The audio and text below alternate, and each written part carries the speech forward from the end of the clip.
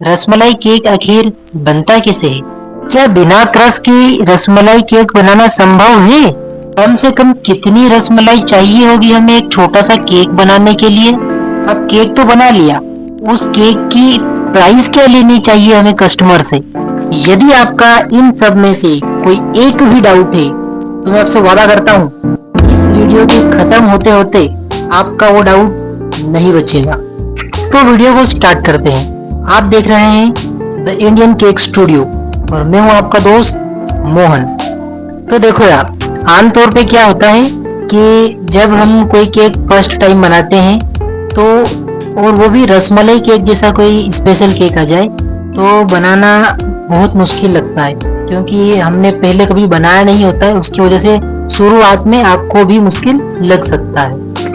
मैं आपको एकदम बेसिक से बताऊंगा, आपको सारी चीजें बिल्कुल क्लियर हो जाएगी इस वीडियो के अंदर। तो सबसे पहले हम तैयार करने वाले हैं एक वेनिला का स्पंज।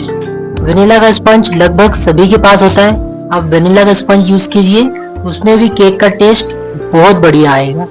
सबसे पहले आपको क्या करना है, वेनिला का जो स्पंज है उसको 3 लेयर में कटिंग करके रख लेना है। आप जितनी भी लेयर लेते हैं आप अपने हिसाब से लेयर ले सकते हैं। तो अब देखो, आपने वेनिला का जो स्पंज कटिंग किया है वो तो ठीक है, लेकिन हमें इम्पोर्टेंट चीज ये ध्यान रखना है कि हमें जो क्रीम यूज करना है, हमारे पास जो क्रीम है उसमें हल्का सा, एकदम हल्का सा पाइनएप्पल करने के लिए उसको, मतलब पाइनएप्पल नहीं, हमें करना रसमलाई है लेकिन हम उसमें यूज करेंगे हल्का सा पाइनएप्पल क्रश। आप उसमें पाइनएप्पल क्रश ऐड कर दीजिए बिल्कुल हल्का सा, और साथ में ऐड कर दीजिए थोड़ा सा बिल्कुल पीला कलर। आप यदि उसमें पीला कलर डाल दोगे हल्का सा तो रसमलाई का जो कलर आता है वो उसमें अच्छे से ऐड हो जाएगा।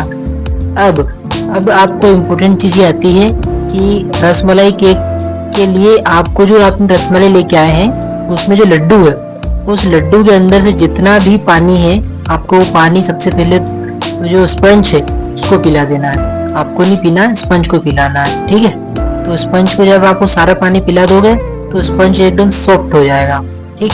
और आपको जो क्रीम है, क्रीम को आप पहले ही पाइनएप्पल क्रश थोड़ा सा ऐड कर चुके हो। यदि आपके पास ज़्यादा रसमलाई है तो थोड़ी सी रसमलाई का जो दूध है वो हम क्रीम में भी ऐड कर सकते हैं। वहाँ से भी टेस्ट काफ़ी ज़्यादा बेहतर हो जाता है और खाने में भी काफ़ी ज़्यादा सॉफ्ट लगता है। तो यहाँ तक हो गया बेस। इसके बाद तैयार आप कर ही लोगे क्योंकि बेस तैयार करने में कोई ज़्यादा माथापच्ची नहीं है। इसके बाद आती है ऊपर की आइसिंग।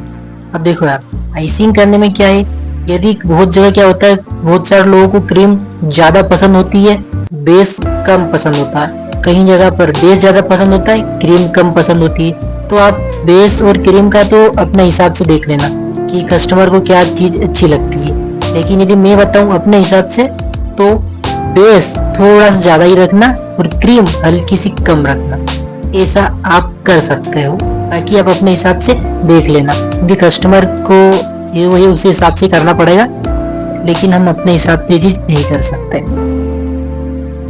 इसके बाद रही बात डेकोरेशन की, तो डेकोरेशन मैंने जितने भी आज तक रसमलाई केक बनाए हैं या फिर देखे हैं तो अधिकतर में कोई खास डेकोरेशन नहीं होता है। या तो मैक्सिमम यही होता है कि सभी में नोजल लगी होती है अधिकतर केकों में, तो आप हो सके तो नोजल लगा दो, उससे भी केक काफी ज्यादा सुंदर दिखता है, ठीक है।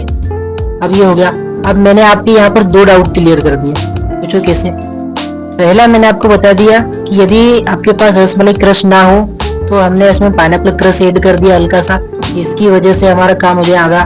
और आधा काम हमने जो रसमलाई का दूध है वो भी उसमें ऐड कर दिया क्रीम में, यहाँ से हमारा रसमलाई क्रश रेडी हो गया। तो हमने बिना रसमलाई क्रश के केक बना दिया। अब रसमलाई का केक बनाते कैसे हैं ये भी बता दिया, ठीक है। अब बताता हूँ मैं आपको कि प्राइस कितना लेना चाहिए, कम से कम मिनिमम। अब देखो, यदि कस्टमर आपकी जान पहचान वाला है, यदि ऐसा कस्टमर है जिससे आप केवल बहुत ज्यादा जान पहचान वाला है, जैसे मैं अपना बताता हूँ, रिसेंटली ये जो केक बनाया था मैंने, तो वो हमारे सर ही थे।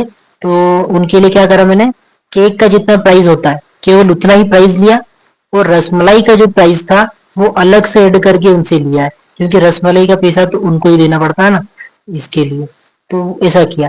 लेकिन यदि आप मिनिमम देना चाहते हो अपने कस्टमर को लोकल के हिसाब से, तो कम से कम हाफ के जी का प्राइस रखना, कम से कम 500 रुपए।